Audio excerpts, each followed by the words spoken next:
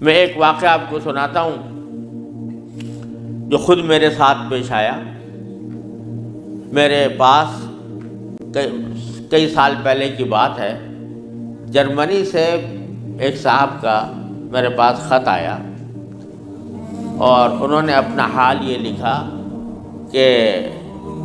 میں پاکستان میں تھا اور وہاں سے پھر میں روزگار کی تلاش میں جرمنی آ گیا۔ جرمنی جب آیا تھا تو اس وقت دین کا کوئی احساس میرے دل میں نہیں تھا، دین کی کوئی فکر میرے دل میں نہیں تھی۔ میں صرف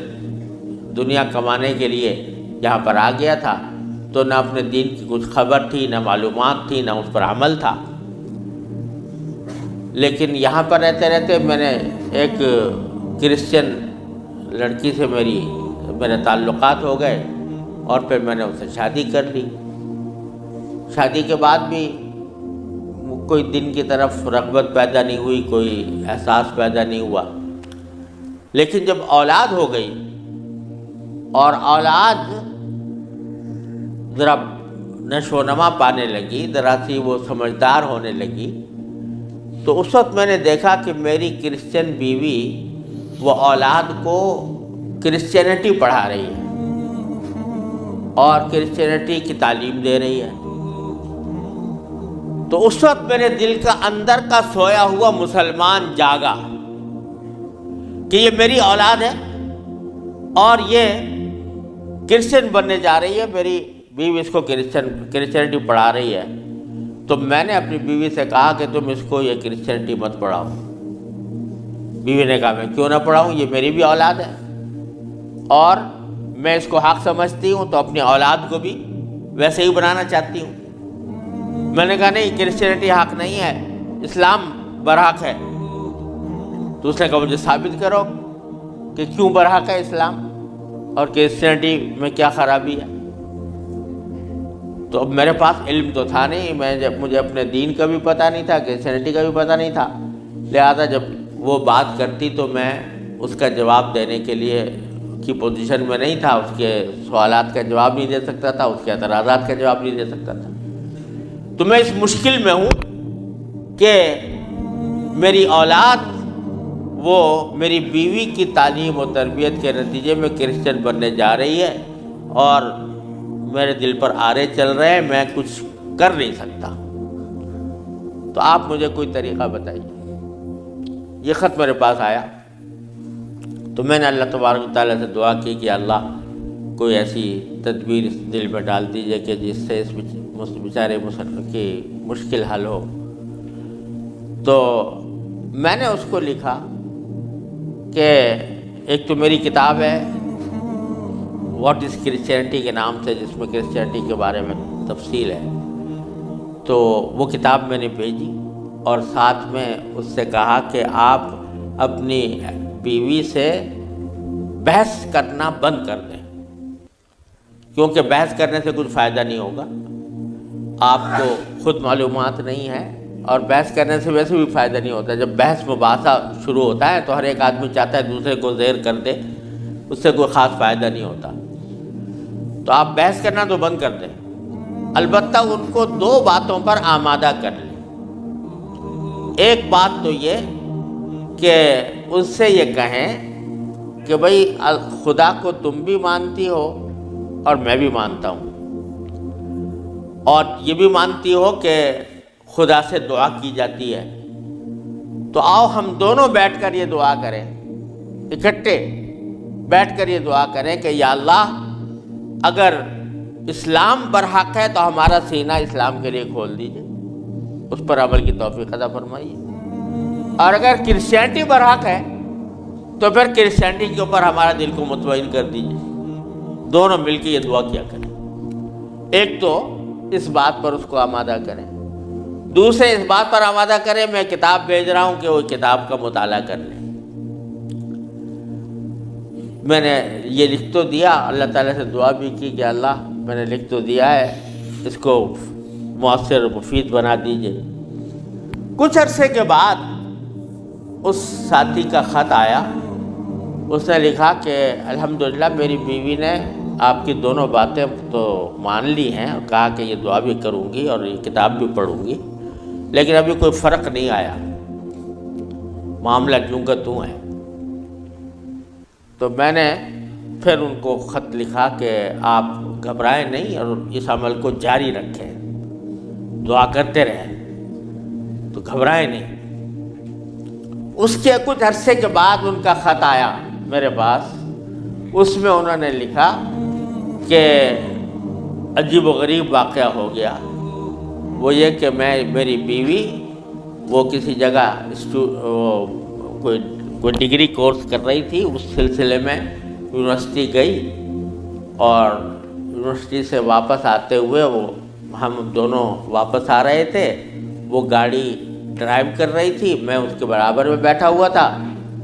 تو اچانک اس نے گاڑی ایک جگہ روک کر اور اس نے اپنا سر اسٹیئرنگ کے اوپر جھکا لیا اور بے تحاشا رونے لگی۔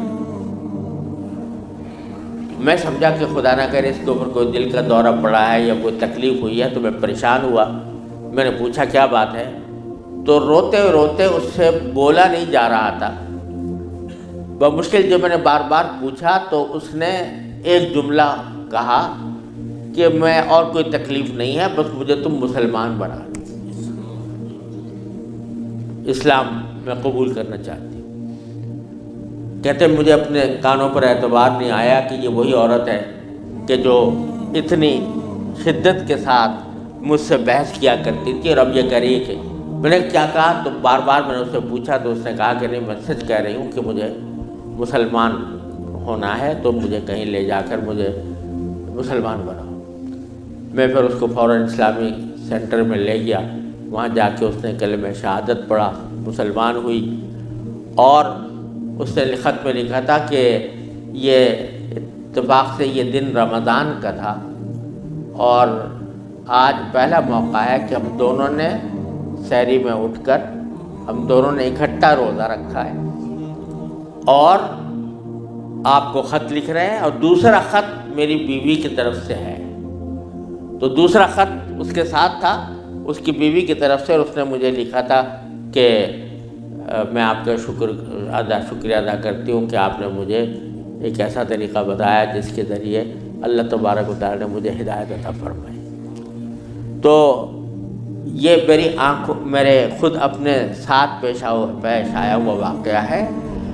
اللہ تعالیٰ سے اگر ہدایت مانگی جاتی ہے وہ دعا رد نہیں ہوتی۔ یعنی بہت سی دعائیں جو ہم دنیا کے لیے مانگتے ہیں کہ یا اللہ ہمارا روزگار لگ جائے، ہماری دولت میں اضافہ ہو جائے، اس میں ضروری نہیں کہ اللہ تبارک و تعالیٰ وہی چیز دے دیں جو آپ نے مانگی ہے، اس لیے کہ بعض اوقات اللہ تعالیٰ کے علم میں ہوتا ہے کہ یہ چیز اس کو دیں گے تو اس کے لیے نقصان دہ ہوگی، کوئی اور چیز دے دیتے ہیں، اس سے اچھی چیز دے دیتے ہیں۔ بعض مرتبہ آدمی مانگتا ہے کہ مجھے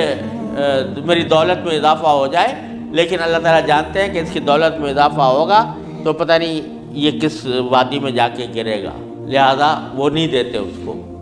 لیکن دعا کا ثواب اس کو دے دیتے ہیں۔ اسی طریقے سے بعض اوقات دنیا کے بارے میں اگر یہ ہو کہ بھئی یا اللہ میاں مجھے محسن فرض کرو کہ بیمار ہے تو شفا مل جائے، تو بیماری کے اندر بعض اوقات اللہ تعالیٰ جانتے ہیں کہ اس کا بیمار رہنا ہی اس کے حق میں زیادہ فائدہ مند ہے، تو وہ بعینی ہی وہ چیز نہیں دیتے، لیکن اس سے اچھی چیز عطا فرما دیتے ہیں۔ یہ اللہ تبارک و تعالیٰ کی سنت ہے دنیاوی چیزوں کے بارے میں۔ لیکن اگر کوئی ہدایت مانگے سچے دل سے، یا اللہ مجھے ہدایت دے دے، یا اللہ مجھے سیدھے راستے پر چلنے کی توفیق دے دے، یا اللہ میری اولاد کو سیدھے راستے پر چلنے کی توفیق دے دے، تو یہ دعا رد نہیں ہوتی، اور یہ دعا ضرور قبول ہوتی ہے بشرطے کہ مانگنے والا ہو، سچے دل سے مانگے، خشوع کے ساتھ مانگے، اللہ تعالیٰ سے مانگنے کے انداز میں مانگے، تو اللہ تبارک و تعالیٰ وہ دعا رد نہیں فرماتے۔ بلکہ میرے شیخ حضرت عارفی رحمۃ اللہ علیہ فرمایا کرتے تھے کہ اپنے اللہ میاں سے جب کوئی مانگو تو مچل کر مانگا کرو، یعنی اپنے اللہ میاں سے باتیں کیا کرو کہہ دیا کرو یا اللہ یا تو مجھے ہدایت دے دیجئے ورنہ آخرت میں مجھ سے مواخذہ نہ فرمائیے گا، یا تو مجھے ہدایت دے دیجئے، گناہوں سے بچا لیجئے، اپنی نافرمانیوں سے بچا لیجئے، یا پھر آخرت میں میری گرفت نہ فرمائیے گا۔ تو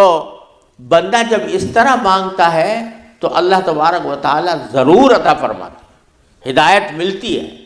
اور ساتھ ساتھ یہ کہ وہاں پر آپ کے لیے ایک عذر ہو جاتا ہے کہ یا اللہ میں نے تو آپ سے مانگا تھا اور کہا تھا کہ مجھے ہدایت دے دیجئے، میرے گناہ چھڑوا دیجئے مثلا۔ تو آدمی اپنی سی کوشش کرے اور باقی کام کے لیے دعا کرے، صرف دعا بھی کافی نہیں ہوتی، اپنی سی کوشش بھی ضروری ہے۔ جیسے میں نے وہ یہ مثال دی تھی تو میں نے ساتھ میں اس کو کتاب بھی دی تھی، ایسا نہیں کہ صرف دعا ہی پر اکتفا کرے بلکہ تھوڑا سا طلب اس کے اندر پیدا ہو، کہ طلب بھی ہو اور اس طلب کے لیے کوئی عملی اقدام اپنا سا کرے، اس کے بعد اللہ تعالیٰ سے مانگے تو اللہ تعالیٰ رد نہیں فرماتے۔ حضرت مولانا رومی رحمۃ اللہ علیہ فرماتے ہیں، مثنوی والے مولانا رومی فرماتے ہیں کہ دیکھو حضرت یوسف علیہ السلام کا واقعہ دیکھو کہ ان کو جب زلیخا نے